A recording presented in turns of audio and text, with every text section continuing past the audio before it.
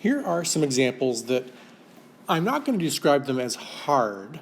However, there are, I would say, more steps to doing these questions than what we've seen before. So the first thing I'm going to point out is here we have a binomial times a trinomial. When we had a binomial times a binomial, we multiplied each item, each term in the first bracket by each term in the second. Since there were two terms in each, we had 4 multiplications. Here we have 2 terms by 3 terms, so there will be 6 multiplications. So we still do it very systematically. We're going to do x times that, and times that. So we're going to get x cubed minus 7x squared plus 5x. And then we're going to do the negative 3 times that, and times that, leaving negative 3x squared plus 21x minus 15. As you may have seen, I like marking my like terms. There's 2, and there's 2, so I'm going to collect like terms. So I've got an x cubed, I've got negative 10 x squared plus 26x minus 15, and we're done. So again, a binomial times a trinomial will give 6 terms. A trinomial times a trinomial would give 9 terms, and so on.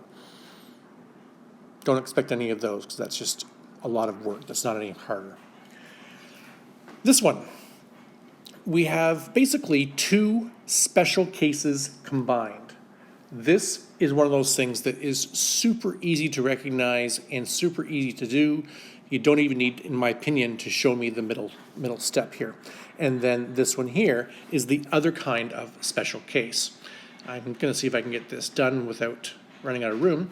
Anyway, so first of all, I'm going to leave this as it is. I could have expanded this, but I'm not going to. And I'm going to write this as 2 separate brackets, because that's what squared really means, is that the factor, the 2x minus 3, appears twice. Now I'm going to expand. If I'm doing FOIL, so to speak, I'm going to get 16x squared. If you remember, when we do outside plus inside, we're going to get negative 28x plus 28x. They're going to disappear. So we can go straight to 16x squared minus 49, if you like. It's really important to leave this minus 2 and then the brackets, because remember we do BEDMAS, we're going to multiply the 2x minus 3 by 2x minus 3 first. That's going to give us 4x squared. The outside will be negative 6x, as will the inside, and then plus 9. I'm not going to rewrite this whole thing. I'm just going to put negative 12x there. You can do that if you like. Now I have 16x squared minus 49, and then we're going to distribute this negative 2 throughout the bracket. That'll be negative 8x squared plus 24x minus 18.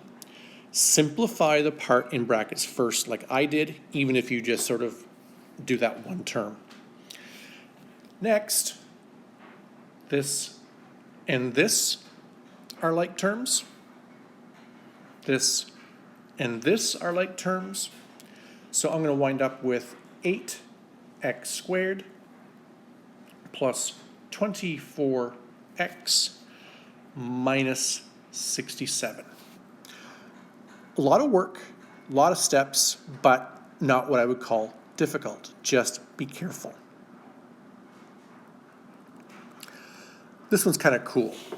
You look at it and think, oh my gosh, this is 3 terms times 3 terms. I'm going to have like 9 terms.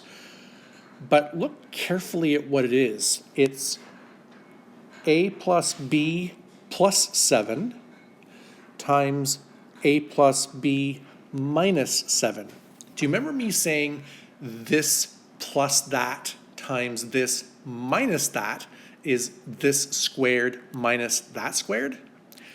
The point of this is that this can be recognized as 2 conjugates, things that are the same but with the opposite signs, to give the first part squared minus the second part squared. If I expand a plus b squared, I'm going to skip a step here because we've done this a fair amount.